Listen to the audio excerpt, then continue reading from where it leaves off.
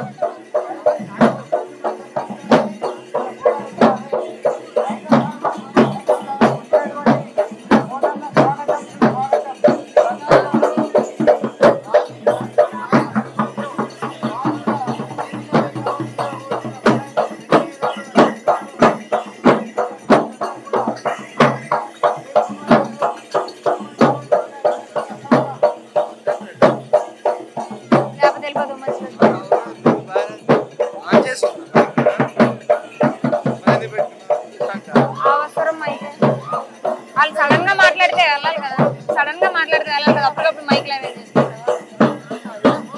పెట్టుకొని ఉంచుకోవాలి.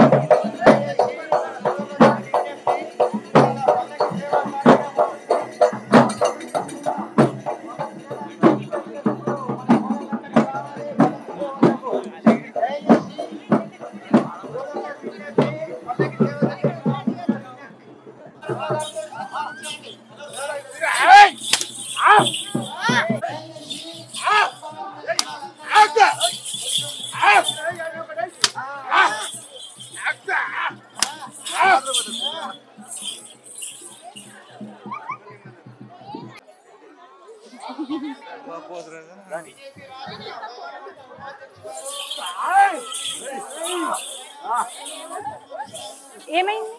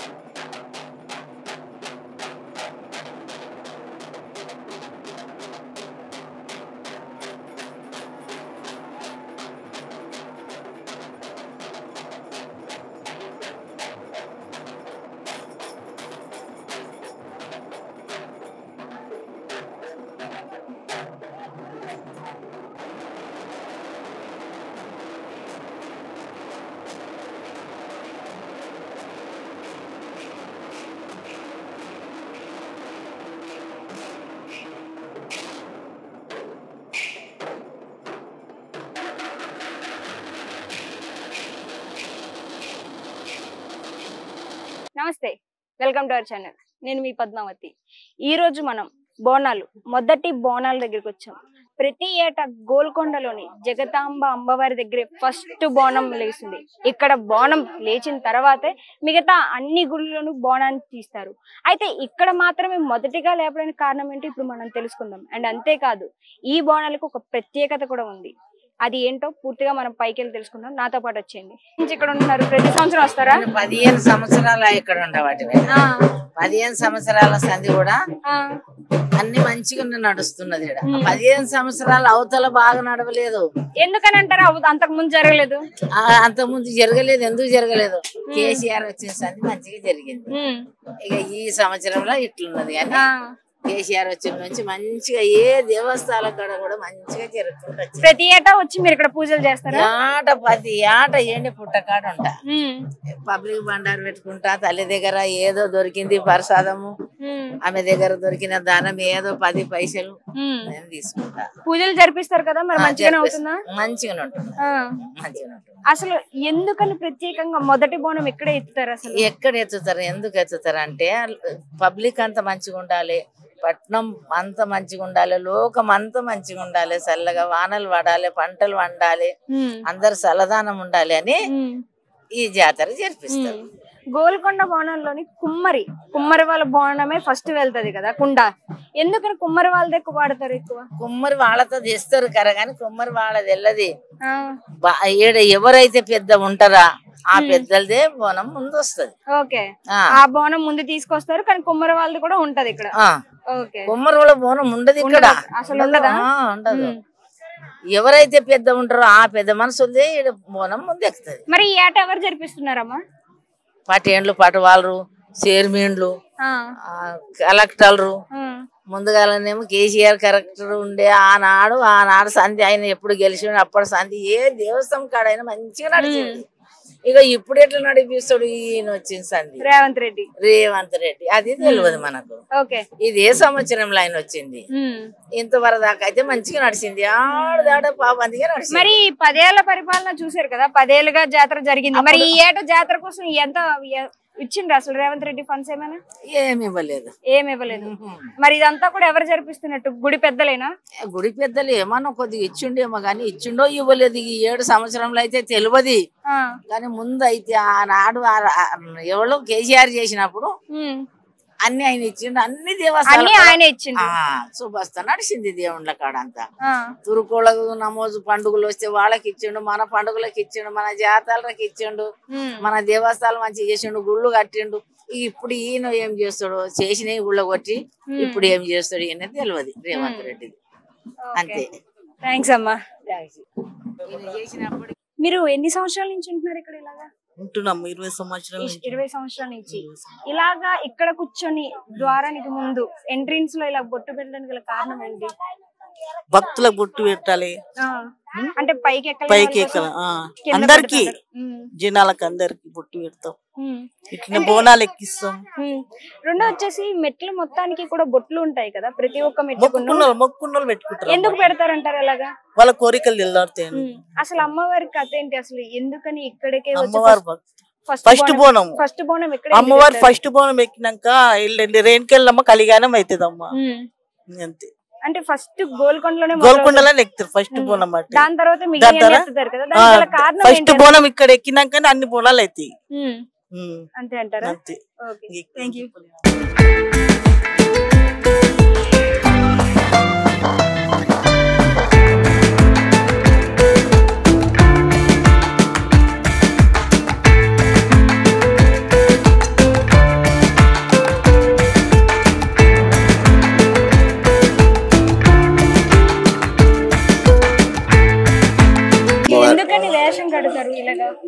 అమ్మవారికి మా కుమ్మరి వాళ్ళు ఫస్ట్ కుండ మాదే, అసలు కుమ్మరకుండ.